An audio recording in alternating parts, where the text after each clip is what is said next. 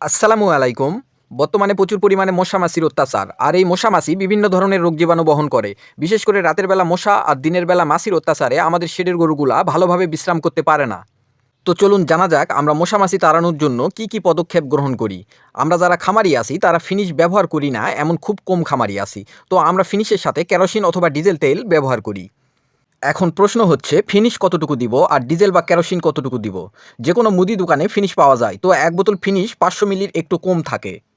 এক বোতল ফিনিশ পুরাটাই 1 লিটার একটা বোতলে ঢেলে নিই। তারপর 500 মিলির মতো ডিজেল ওই বোতলে ঢেলে দিয়ে ভালোভাবে ঝাঁকিয়ে নিই।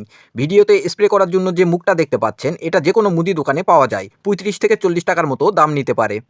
তো যাই হোক ফিনিশ আর ডিজেল একসাথে মেশানোর পর গরুর শরীরে যেখানে মাছি বসতেছে ওইখানে স্প্রে করে দিতে হবে। অথবা গরুর শরীরে এমনি থেকে স্প্রে করে দিলে মাছি আর বসবে না।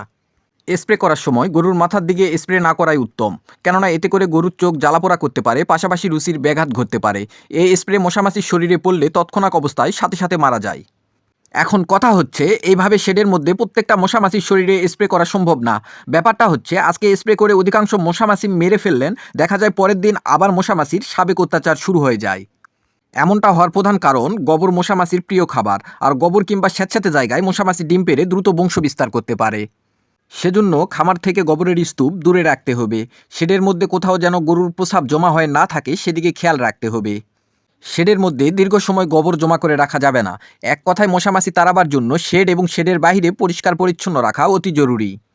একটা কথা বলে রাখি, আমাদের মতো যারা গ্রামে থাকেন তারা হয়তো জানবেন গরুর গোবর থেকে জ্বালানি তৈরি করা হয়। এই জ্বালানি তৈরি করার সময় আমরা ব্যবহার করা চায়ের পাতি মিশিয়ে রোদে শুকানোর পর ওইটা দিয়ে সন্ধ্যাবেলা শেডের মধ্যে ধোয়া দিই মশা তাড়াবার জন্য।